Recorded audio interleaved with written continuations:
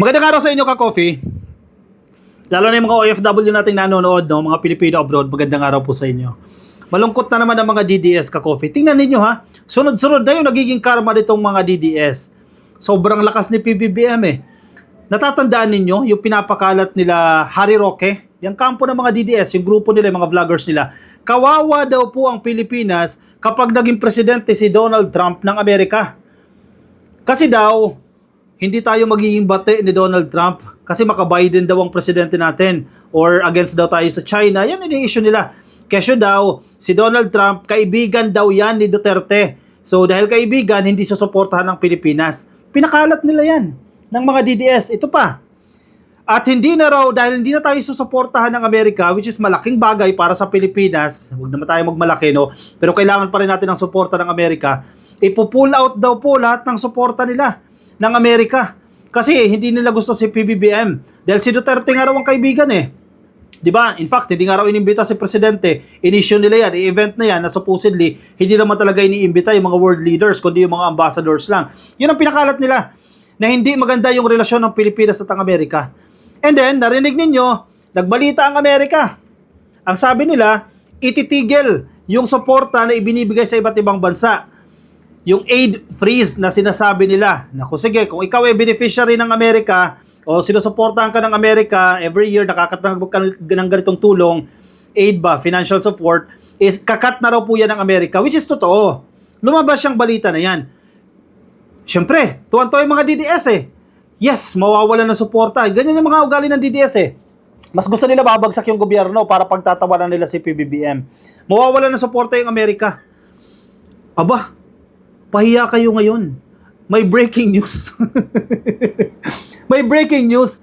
Exempted ang Pilipinas doon sa mga bansa na ititigil ang suporta ng Amerika. Imaginein mo yun. Akala ko ba ayaw ni Trump kay PBBM dahil si Duterte ang presidente na kinikilala ni Trump? Akala ko ba galit kay Marcos? Kasi kung galit kay Marcos si Trump, tinigil na yung aid na yan. Ang problema, kabaliktaran. Hindi ititigil yung suporta ng Amerika sa Pilipinas. Exempted tayo, ka-coffee. Exempted tayo sa puputulan ng ayuda. That's the term. Puputulan ng ayuda ng Amerika. O just in. Oy, sakit sa tenga nito ng mga DDS. O, Philippine Ambassador to the US, Jose Manuel Romualdez, says the Philippines is pleased with Trump administration's reported decision to exempt some 336 million US dollars. Ang laking pera nito ha. 336 million US dollars for the modernization of Philippine security forces in its foreign aid freeze. Sa Tagalog, hindi tayo kasama sa ititigil ng Amerika na susuportahan sa ilalim po ng kanilang foreign aid freeze. Eh di maganda para sa Pilipinas. Ibig sabihin, tuloy-tuloy pa rin po, ang laking halaga nito, 336 million US dollars po yan, papasok pa rin po yan sa Pilipinas. Malungkot ang mga DDS kasi gusto nila bumagsak yung gobyerno eh. Gusto nila magalit ang Amerika sa Pilipinas dahil si PBBM ang presidente. Ang problema, kabaliktaran ang nangyayari. Iba ang karisma ni PBBM. The envoy has yet to confirm if the US has notified the Philippine government about this development. Pero kanina, kinumpirma na po yan ng Department of Foreign Affairs. Kinumpirma na po nila yan. We are pleased with this development. Another significant sign that our strong partnership with... We are pleased with this development. Another significant sign that our strong partnership and alliance with the United States remains intact. Sabi ni Romualdez. Hindi po sira, hindi wasak ang ugnayan ng Amerika at ng Pilipinas tulad ng pinapalabas ng mga DDS. Intact, ka-coffee. Solid pa rin ang ugnayan, matibay pa rin ang ugnayan ng Pilipinas at ng Amerika. Kaya wag na kayo magpakalat ng fake news na hindi kinikilala ni Trump si PBBM bilang presidente. Naku po! Siyempre, verify natin yan.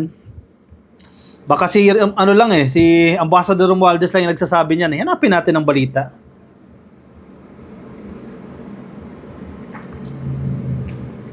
Nagsalita na po ang Secretary of State ng Estados Unidos, no? Si Marco Rubio. Ayan. Check ninyo. Okay, verify nyo mga DDS, oh. Masakit sa damdamin to eh. Rubio exempts Taiwan and Philippines security programs from aid freeze. Aray. Confirmed! Confirmed! Confirmed! Exempted ang Pilipinas, kasama po ng Taiwan. Ang sakit ba? Secretary of State Marco Rubio exempted from his department's ongoing aid freeze over $1 billion in foreign security assistance for Taiwan and the Philippines. Ano, bigo? Mga DDS, bigo kayo ngayon. Sakit nito sa pakinggan. The Secretary approved exemptions for defense aid to the Philippines and Taiwan, which is a strong message for China deterrence in the region. A senior State Department official told National Review the exemption covers $870 million for Taiwan and $336 million for the Philippines. Sabi po ng opisyal. Aray. Aray ko po. Reuters first reported on the exemptions, which the outlet said were part of the broader tranche of $5 billion worth of State Department programs that received exemptions. Malungkot ang bebe mo. Malungkot ang mga DDS dahil favorable sa gobyerno ni PBBM. Ito naging desisyon ng administrasyon ni Donald Trump. Wait lang, hanapin natin yung statement ng ano. Nagsalita dito ka Coffee ang DFA. Yan, ito. Nasa ABS-CBN ito ka Coffee, headline. Yan, para ma-verify din nyo.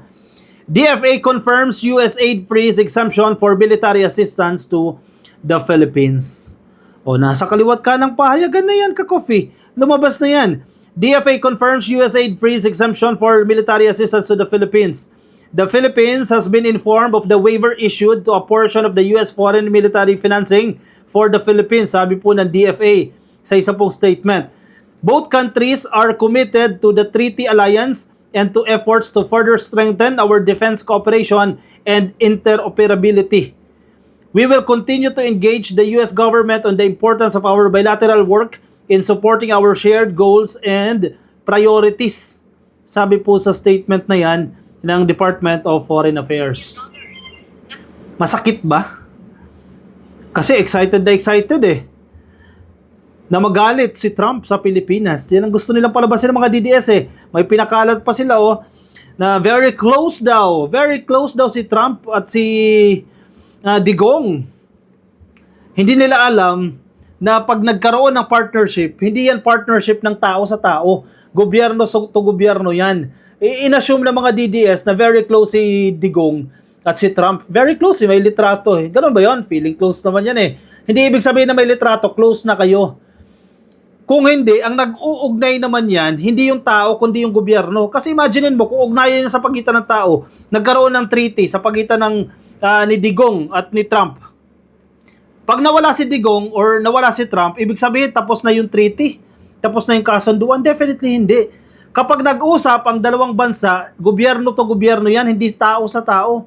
Ang nagpipirmahan dyan, yung gobyerno ng, kung dalawa kayo dyan sa kasunduan na yan, yung gobyerno yung pumipirma sa pamamagitan ng leaders nito. Pero hindi ibig sabihin, yung personality ni Digong bilang siya, bilang Rodrigo Duterte, hindi yon. Kung hindi, bilang presidente ng Republika ng Pilipinas. Kumakatawan siya sa gobyerno, hindi kumakatawan siya sa sarili niya. So yun ang desisyon. Kasi naman yung mga DDS wow, very close si Digong. Ititigil lahat ng programa ng Amerika sa Pilipinas. Nagkamali kayo ng pinakalat ninyong fake news. Ayan, karma is real. Masakit sa damdamin ninyo. O siya, sige.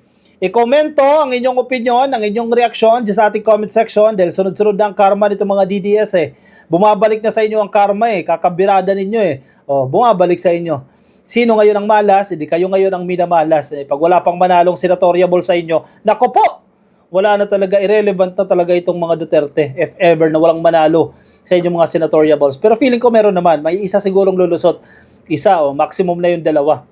Siya, sige, i-komento ang inyong opinion reaction dyan sa ating comment section nang mabasa rin po yan ng iba natin mga ka-coffee. Mga nasa Facebook, pasuhin na lang like and follow Nandiyan dyan sa taas pala. Like and follow. Libre yan. Wala po yung bayad. Yung mga nasa YouTube, pasuyo na lang ka-coffee. Click lang po na subscribe dyan sa baba. And hit nyo na din po yung notification icon para kayo din po updated na sa ating mga bagong upload. Maraming salamat po sa mga sumama. Ingat kayo ka-coffee. Nasaan man po kayong panig ng daigdig. Bye-bye.